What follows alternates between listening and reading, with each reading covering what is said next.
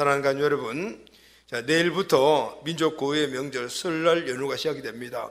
이미 연휴가 금요일부터 시작이 된 것 같습니다. 자, 원래도 보니까 수백 명, 수천 명이 사람들이 고향과 또 부모를 찾아서 길을 떠난 것을 볼 수가 있습니다. 이분들은 밤을 새며 또 수십 시간을 차를 타고 고생하며 이제 고향을 찾아갑니다. 아마 오늘 여러분들 예배 드리고 난 후에도 우리 예배드린 여러분들 다 아마 이제 떠나실 분들이 있고 이미 떠나신 분들도 많이 있어서 자리도 좀 비어 있는 것 같습니다.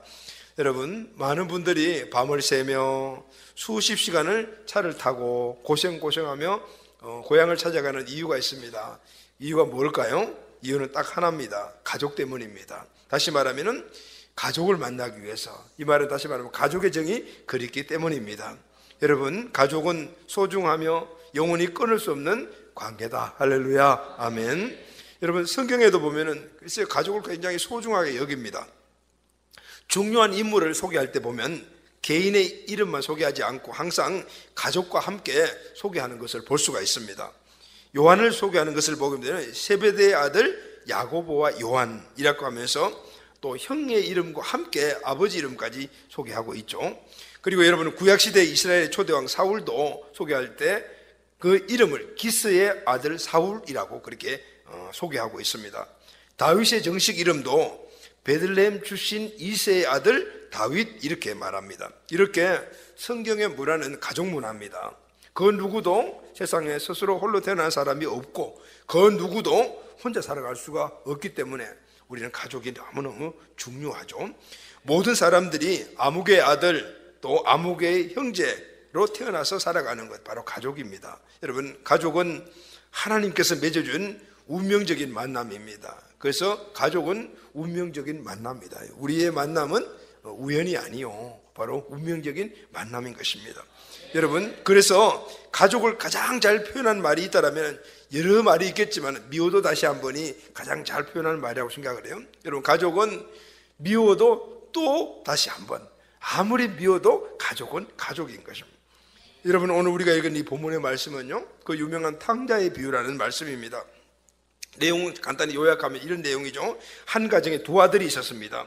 그 중에 둘째 아들이 아버지에게 자신의 상속받은 유산을 다 받아서 먼 외국으로 가버렸습니다. 그리고 허랑방탕하다가 쫄딱 망해서 거지가 되어서 다시 돌아왔습니다.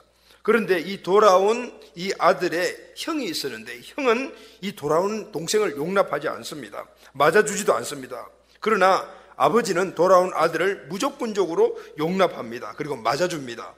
그러나 형의 잘못도 용서하고 맞아주는 아버지의 모습을 볼 수가 있습니다. 여러분, 이것이 바로 오늘 우리가 읽은 본문의 전체적인 내용입니다. 예수님이 그러면 오늘 이 비유를 들려주셨는데 예수님이 들려주신 이 비유의 가장 큰 귀한 교훈은 무엇일까요?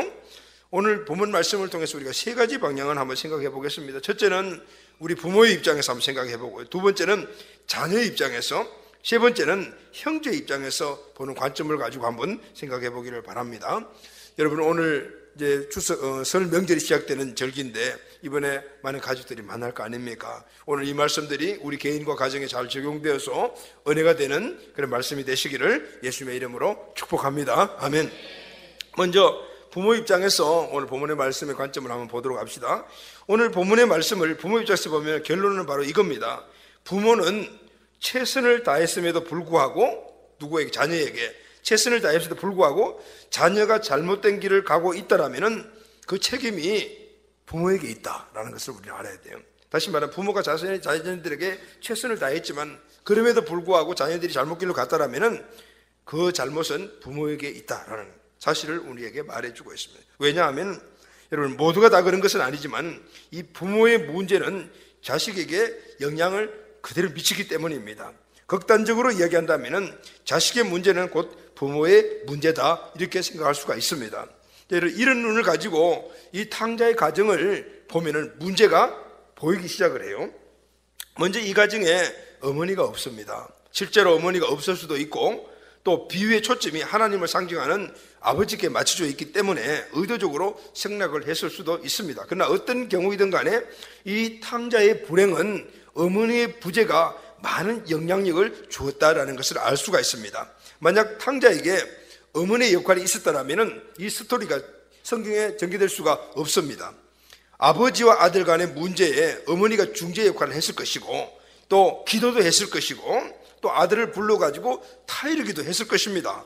그런데 그 어머니 역할이 없어요. 어머니 역할이 없기 때문에 오늘 이 전체적인 사건들이 일어난 것을 알 수가 있습니다. 오늘 본문을 보게 되면은 탕자의 아버지는 좋은 아버지로 나타나 있습니다. 아들이 재산을 달라고 하니까 다 줬고, 그 많은 재산을 다 탕진하고 왔는데 달려가서 목을 안고 울어주옵니다. 그리고 쌀지 송아지를 잡아서 온 동네 사람들을 불러 모아놓고 잔치까지 했습니다. 여러분, 아버지 중에 최고의 아버지입니다. 그런데 여러분, 오늘 이 가정을 잘 우리가 분석을 해보게 되면 무언가 1%가 부족하다는 것을 알 수 있고 느끼게 됩니다. 바로 어머니의 역할이 안 보이는 것이죠. 이혼을 했는지 사별을 했는지는 모르지만은 두 아들들은 어머니의 보살핌을 받지 못하고 있다라는 것을 알 수가 있습니다. 탕자의 방황은 결국 이 두 부모, 어머니, 아버지의 균형적인 이 멘토링의 부재에서 왔다라고 말할 수가 있는 것입니다. 여러분, 가정에서 자녀들에 대한 아버지의 역할은 세 가지라고 말할 수가 있습니다. 첫째는 자녀를 보호하고 공급해주는 일이 아버지의 역할입니다. 둘째는 자녀의 삶을 지지하고 격려해주는 일이 아버지의 역할입니다. 세 번째는 자녀의 가치관의 중심을 잡아주는 거예요. 자녀의 가치관의 중심을 꼭 잡아주는 것, 이 세 가지가 바로 아버지의 역할이라고 말할 수가 있습니다. 오늘 본문의 아버지는 아들을 보호하고 공급하는 데는 어디 흠잡을 곳이 없는 100점 아버지입니다. 격려하고 지지하는 것도 너무 잘한 걸 볼 수 있어요. 그런데 이 아버지는 아들에게 딱 하나 부족한 것이 있어요. 그게 뭐냐면은 아들에게 인생의 가치들을 형성하는 영향을 준 아버지인가의 물음에 대해서는 그 사람이 바로 대답을 할 수가 없다는 거예요. 바로 의문이 든다. 다른 것들을 공급해주고 용납해주는 이런 부분에서는 100점짜리였지만은 그러나 이 아들에게 아버지가 인생을 살아가는데 가치를 심어주고 그 가치를 심어준 대로 살아갈 수 있도록 영향을 준 아버지인가에 대해서는 의문이 든다, 그 말입니다. 아버지는 삶에 제대로 된 분명한 가치를 가지고 있어야 합니다. 그리고 그것을 삶으로 자녀들에게 보여줘야 합니다. 중심이 흔들리면 아무것도 안 됩니다. 그래서 아버지는 아들에게 모든 것들을 판단할 수 있는 중심, 결정할 수 있는 결정의 중심, 그리고 옳고 그름의 중심, 이 중심의 모습을 보여줘야 합니다. 그리고 그것을 삶으로 보여줘야 합니다. 그리고 그 삶으로 보여주는 그 아들들이, 자녀들이 그렇게 중심이 흔들리지 않고 살아갈 수 있도록 그때 격려하고 그것이 그들의 가치가 되도록 심어줘야 되는 것입니다.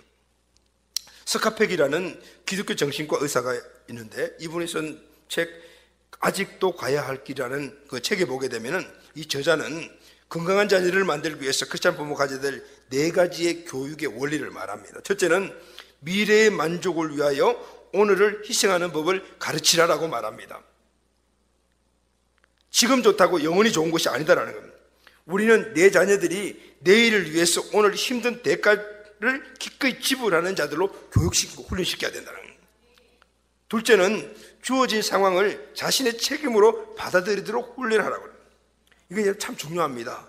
어떤 상황을 보게 되면 많은 사람들이 그 상황에서 평생 남만 탓하고 살아가는 사람들이 많습니다. 내가 못 사는 것은 부모 잘못 만나서 그래. 내가 출세하지 못하는 건 아내의 내조가 없어서 그래. 교회가 부흥되지 않는 것은 목사님의 열심이 없어서 그래.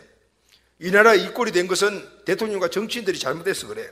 분명히 원인도 있겠지만은 그러나 매사가 모든 면에서 남 탓하는, 안 되는 원인을 끊임없이 밖에서 찾는 아이들인데, 우리 자녀들이 이렇게 되지 않도록 가르쳐야 합니다.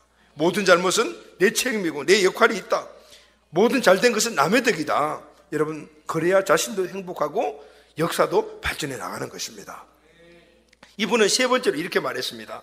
언제나 진실을 말하고 현실에 충실하도록 해라.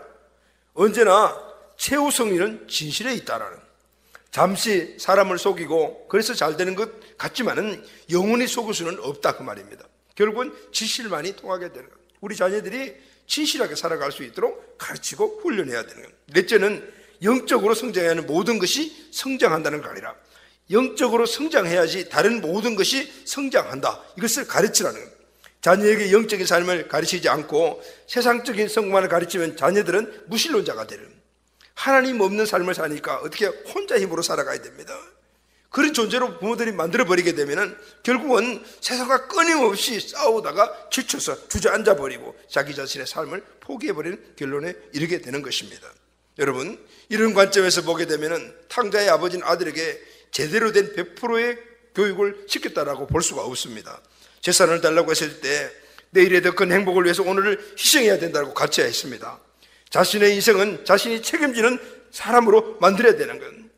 많은 부모들이 오늘 자녀들을 너무 과잉보호하고 그러다 보니까 혼자 힘으로 살아가지 못하는 모습들을 너무 많이 보다. 자신의 인생을 자신이 책임지는 자로 그렇게 키우고 교육시켜야 되는. 진짜 결정적인 이 아들에게 있어 아버지의 문제는 아들에게 영적인 삶을 가르치지 않았어요.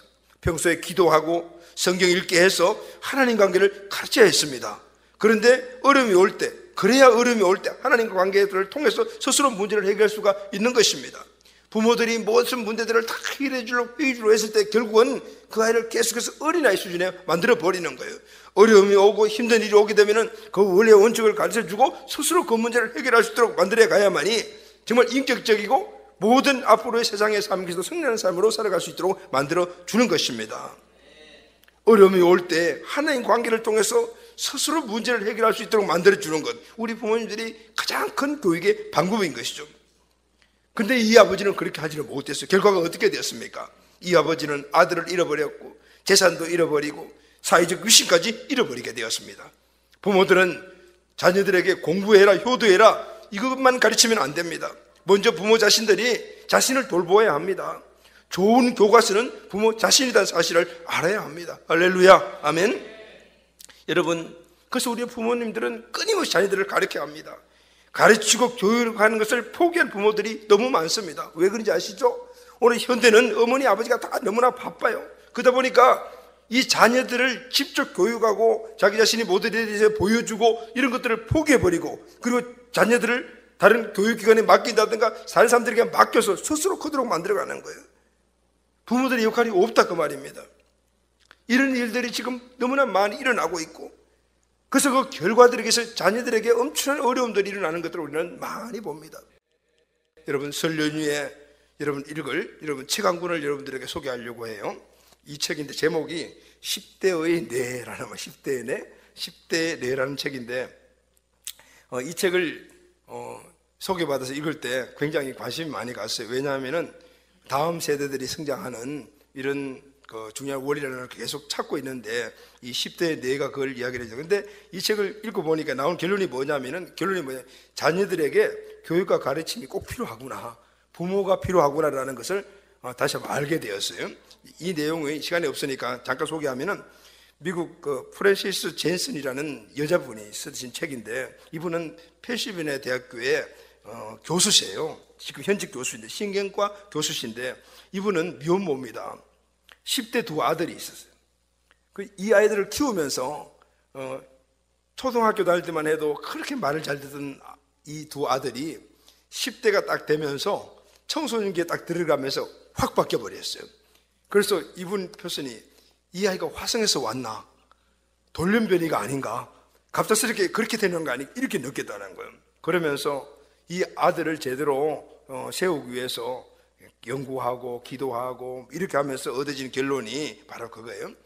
이 10대들이 갖고 있는 이 뇌에 문제가 있다. 이분은 이제 생리학적으로 접근하신 거죠. 다시 말하면은 인간의 사고와 모든 것들을 통제하고 하는 이런 것들 결론은 전두엽이잖아. 앞에 전두엽인데 이전까지의 이 신경학에서는 청소년들의 이 전두엽은 이미 어린 시절에 다 발달되었다라고 봐요.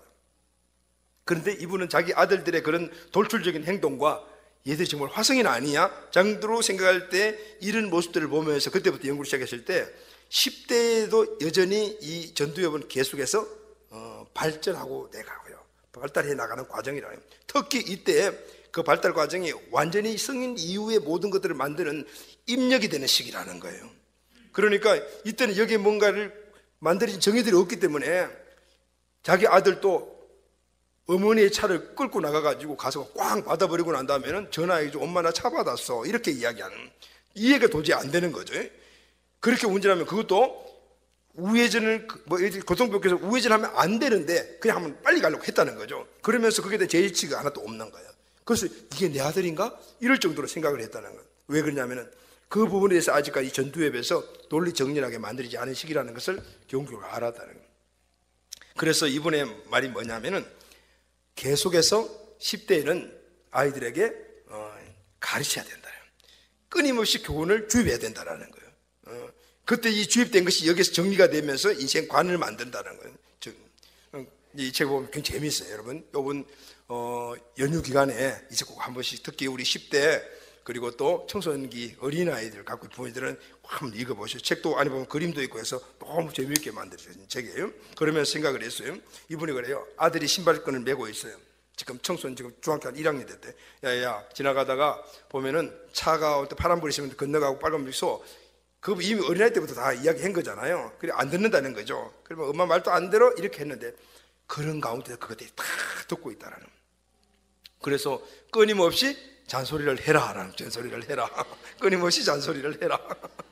안 듣는 것 같아도 다 듣는데 그때 한 그 내용들이 머리에 다 중시했어. 근데 이 아들들이 다 커서 그 쭉 나오는 보니까 지금 엄청나게 큰 일들을 한 아들 다 바뀌어진 거예요.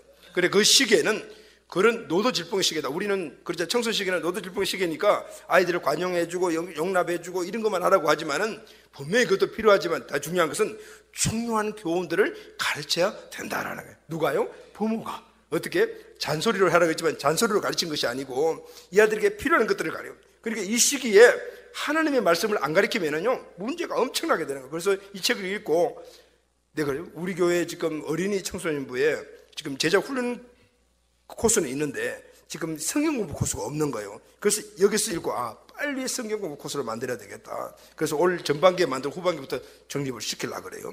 그래서 여러분 가정에서 여러분들이 자녀들과 함께 예배드리며 하나님의 말씀을 가르치고 하나님의 말씀을 듣고 보고 실천하는 그 아버지의 그 모델을 보면서 애들이 크면요 절대 변하면 유대인들의 바로 오늘날 이 땅에 강력한 영향을 미치는 원리가 바로 거기서 일어나다는 거예요.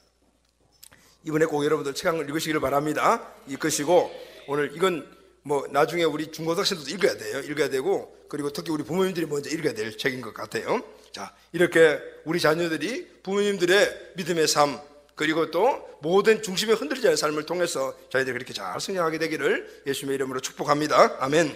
자, 두 번째는 자녀 입장에서 한번 생각해 봅시다.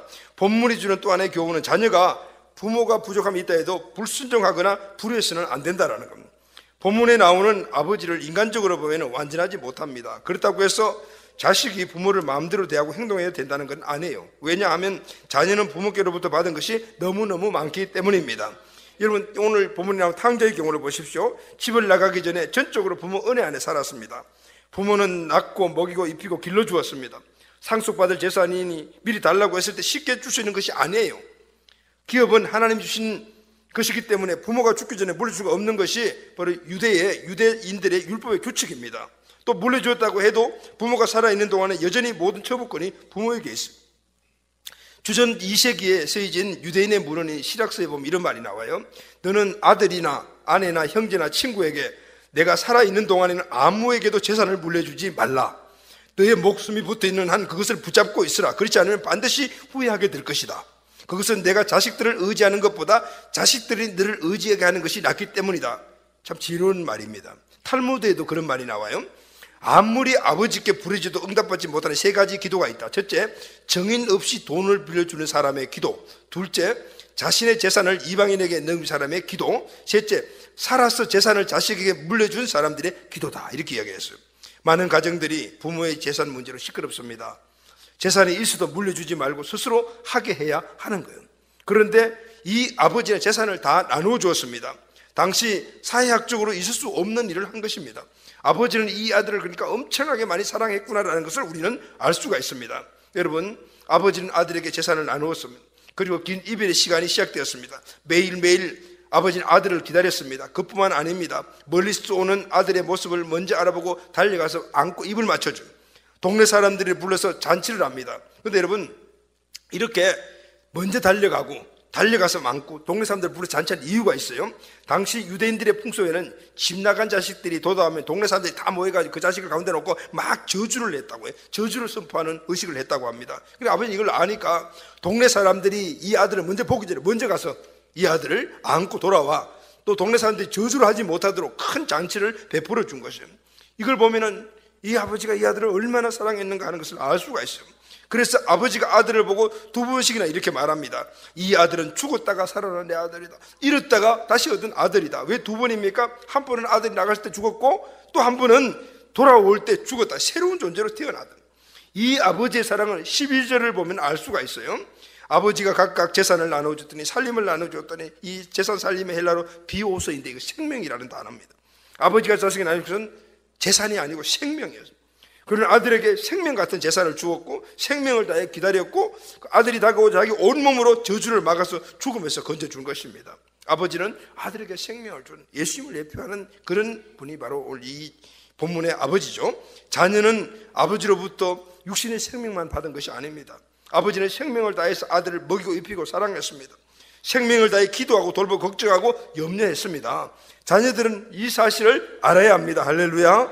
혹시 부모에게 상처를 입고 계신 분들이 계십니까? 그러면 이번 명절에는 부모님 만났을 때 꼭 용서하시고 축복하시기를 주의 이름으로 축원합니다. 우리가 지금 어떤 상황 속 어떤 문제를 가지고 있다 하더라도 부모를 용서를 해야 돼요. 왜냐하면 세 가지의 이유가 있습니다. 첫째는 나를 위해서 용서해야 합니다. 부모를 용서하면 내 상처가 치유됩니다. 그러나 용서하지 않으면 상처를 그대로 갖고 있게 되는. 둘째는 부모를 용서해야 제대로 신앙생활을 할 수가 있습니다. 우리는 하나님을 아버지라고 합니다. 그런데 육신의 아버지를 용서하지 않으면 하나님 관계가 막혀버립니다. 기도 응답도 안 됩니다. 축복의 통로가 막혀버리는 것입니다. 용서하고 화해될 이유가 바로 여기에 있습니다. 여러분, 부모를 용서해야 될 가장 중요한 이유가 또 하나 있어요. 그것은 부모도 나와 같은 인간이기 때문입니다. 우리는 어릴 때 부모님께서 생전에서 가장 큰 분이라고 생각을 했습니다. 하늘 같아서, 슈퍼맨 같아서, 불가능 전혀 없는 분이라고 생각을 했습니다. 그러나 자라고 보니까 부모님도 약한 분이구나라는 것을 알게 됩니다. 나처럼 실수합니다. 아버지도 사람이구나. 그래서 친밀해집니다. 아버지가 친구같이 느껴질 때가 성숙한 것입니다. 완전한 부모는 교과서에 있는 것이지 현실에는 없습니다. 완전한 부모는 존재하는 것이 아니라 자녀들이 만들어가는 것인 줄로 믿습니다. 부모는 평생 갚아도 갚을 수 없는 하나님의 사랑입니다. 부모에게 효도는 너무나 당연한 것입니다. 오늘 우리 자녀들의 신분을 갖고 있는 모든 가족들은 오늘 이것이 은혜로 회복되기를 주의 이름으로 축원합니다. 마지막으로 형제간의 입장에서 한번 생각해 봅시다. 좋은 가정은 부모와 자녀와의 관계만이 좋은 것이 아닙니다.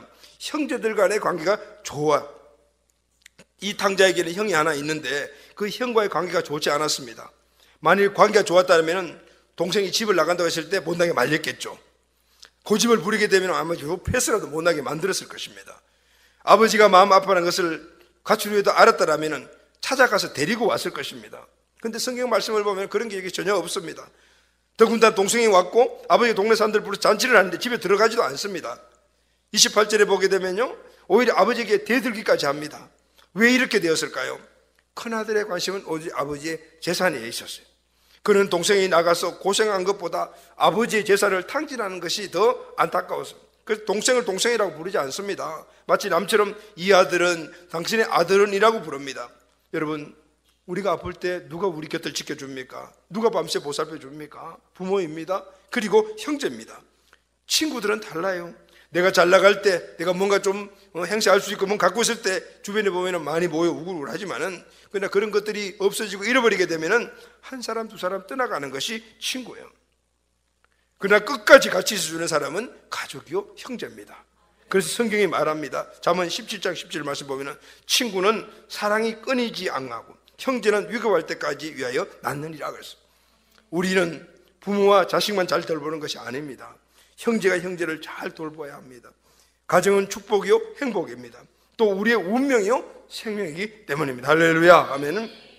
지난번 KBS에서 만든 KBS 스페셜에 나온 유대인 이야기를 참 감명 깊게 여러 번 이런 내용들이 나오는데요. 이번에 보니까 미국의 하버드 대학교 재학생 2만 명 중에 유대인이 7천여 명이라. 하버드 대학교의 전체의 30%가 유대인들이에요. 예일 대학교는 25%가 유대인이라고 합니다. 역대 노벨상 수상자를 조사해 보니까 2013년까지 유대인이 노벨상을 받은 사람이 총 193명인데 전체 수상자의 40%가 돼요. 그 국적이 다른 유대인들까지 합하면 60%가 될 거라고 말합니다. 인구 비율로 보게 되면요, 이스라엘이 전 세계 인구의 0.2%밖에 안 되는 1,600~700만 밖에 안 된다 그래요. 근데 14억에 가까운 중국이 13명, 15억 이상이 된 이슬람권이 모두 합해서 9명의 이 노벨상 수상자를 배출했는데, 그런데 이 유대인들은 193명이래요. 그래서 어떻게 해서 유대인들에게 이런 영향력들이 생기냐라는 것을 조사하기 위해요, 유대인 하버드 대학생들에게 설문을 했다고 그래요. 그 이유가 뭔가, 유대인들은 원래 머리가 좋은가? 이 질문을 했어요. 공통적인 대답이 3개가 딱 나왔다고. 첫째는 우리는 다른 민족보다 머리가 좋지 않습니다. 두 번째는 우리가 이렇게 된 것은, 영향력 있는 자들로 세워지게 된 것은 바로 가정 때문이다 라고 이야기를 했어요. 가정에서 부모와 이야기하고 계속 토론하면서 지혜를 키워왔기 때문이다. 그런데 그 장소가 어디냐면은 바로 식탁이다 그랬어요. 식사를 하면서 그게 중심 대신 하나님, 그 중심을 통해서 계속해서 모든 토론들이 이루어지는 이 토론 문화가 유대인들을 이렇게 온 세계의 모든 계층에서 영향력을 주는 존재로 세운 원인이다. 그들이 대답했어요. 한 식탁에서 함께 한 하나님을 섬기며, 그리고 또 식사를 하면서 토론 문화를 가진 이것들이 그들의 생활 습관이 되어서 결국은 그 자녀들이 계속해서 이렇게 온 세계 모든 계층에서 영향을 되었다. 셋째는 우리의 문화와 신앙적 가치 때문이다 그랬어요. 그 가치는 바로 하나님 중심 가치다. 다시 말해 하나님이 주권을 인정하고 모든 것들이 하나님의 말씀 안에서 이루어지는 그 가치가 오늘 우리들의 가치이기 때문이다. 그리고 그 문화는 하나님을 가까이 하는, 늘 하나님과 함께하는 문화. 이것이 유대인이 온 세계에 번석 번영의 축복을 누리는 절대적인 가치다. 할렐루야, 아멘. 사랑하는 가족 여러분, 우리 자녀들이 이런 자녀들이 되기를 예수님의 이름으로 축원합니다. 그러면 우리 가정이 이런 가정이 돼야 되지 않겠습니까? 우리 이 민족에도 이런 놀라운 역사들이 일어나게 되기를 예수님의 이름으로 축원합니다. 그래서 여러분, 가족과 신앙은 모든 희망의 근원이다라고. 왜? 가족과 신앙입니다. 이 두 가치, 가족의 가치, 신앙의 가치가 하나가 됐을 때 우리의 모든 삶의 번성번영의 축복을 누릴 수 있게 만드는 희망의 근원이 된다는 건, 여러분, 이 두 가치, 하나는 우리의 가정, 하나는 우리의 자녀, 그리고 또 큰 하나는 바로 신앙. 오늘 이 두 축이 우리 가정, 우리 가문의 두 축이 되기를 예수님의 이름으로 축원합니다. 이번 설 명절에는 이 두 가지의 가치 중에서 가정의 가치가 꼭 회복되시기를 바랍니다. 가정마다 예수님 안에서, 주님 안에서 부부가 서로 사랑하고, 가정마다 주님 안에서, 그리스도 안에서 그 사랑으로 자녀를 키우고, 자녀는 부모를 사랑하고, 형제는 형제를 사랑하고, 그 은혜의 축복들이 우리 가정을 번성번영으로 이루어가게 하는 힘인 줄로 믿습니다. 이 축복들이 우리 가정에 하나님이 약속하신 말씀대로 천대까지 이루어지는 이런 귀한 축복이, 이제 그것이 이번 우리 설 명절 때 온갖 함께 모임으로 말미암아 특히 예수 믿고 신앙생활하는 우리들이 먼저 모델과 본이 되어서 이 귀한 하나님의 축복의 역사들이 우리 가문으로 흘러가는 이런 역사가 있게 되기를 예수님의 이름으로 축복합니다. 아멘.